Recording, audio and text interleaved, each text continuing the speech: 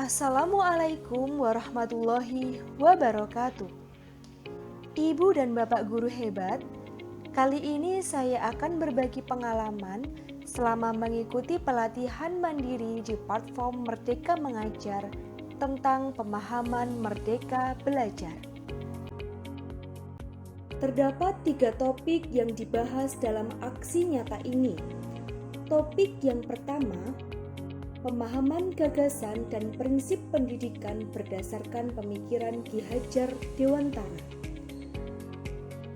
Topik yang kedua, pemahaman untuk memfasilitasi murid agar tumbuh sesuai dengan kodratnya. Topik yang ketiga, penerapan pembelajaran yang memerdekakan murid. Modul pelatihan dalam topik ini antara lain: 1. Memahami dan mengenali diri sebagai pendidik. 2. Mendidik dan mengajar. 3. Mendampingi murid dengan utuh dan menyeluruh. 4. Mendidik dan melatih kecerdasan budi pekerti. 5. Pendidikan yang mengantarkan keselamatan dan kebahagiaan. Modul 1. Memahami dan mengenali diri sebagai pendidik. Sebagai seorang pendidik, kita harus mampu mengenali kekuatan dan kelemahan diri. Mengenali kekuatan untuk dapat mempertahankan, memanfaatkan sebagaimana mestinya, dan meningkatkannya dengan baik. Mengenali kelemahan agar kita dapat mengendalikannya sehingga tidak berdampak pada keberadaan diri sebagai pendidik. Kedua, mengenali karakteristik dan kebutuhan murid. Sebagai pendidik, kita harus mampu mengenali bahwa karakteristik dan kebutuhan murid sangatlah beragam, sehingga kita dapat menerapkan proses pembelajaran yang sesuai dengan itu. Ketiga, sebelum menerapkan merdeka belajar, seorang pendidik harus menjadi manusia merdeka terlebih dahulu. Sejalan dengan yang dikatakan Ki Hajar Dewantara, merdeka dalam artian mampu berdiri pada kekuatan sendiri, tidak bergantung pada orang lain, baik lahir maupun batin. Keempat, sebagai seorang pendidik, kita harus adaptif terhadap perubahan. Artinya, kita harus mampu terus mengembangkan diri seiring dengan perkembangan teknologi dan zaman. Modul 2. Mendidik dan mengajar. Pengajaran merupakan cara menyampaikan ilmu atau manfaat bagi hidup murid secara lahir dan batin. Dalam konsepnya, Ki Hajar Dewantara menjelaskan bahwa pengajaran dimaknai pula sebagai bagian dari pendidikan. Ki Hajar Dewantara menyampaikan pula, dalam mendidik dan mengajar, kita perlu menerapkan sistem amo. Ing ngarsa sung tulodo, berarti pendidik mampu memberikan contoh atau teladan yang baik. Ing madya mangun karsa, pendidik harus dapat membangkitkan atau memotivasi muridnya. Dan tuturi handayani, pendidik harus dapat memberikan dorongan kepada siswanya untuk menjadi orang yang mandiri. Modul 3. Mendampingi murid dengan utuh dan menyeluruh. Pertama, kita harus sadar bahwa pendidikan bergerak dinamis menyesuaikan perkembangan zaman. Sehingga kita harus bergerak dinamis pula untuk dapat mengikutinya dengan baik.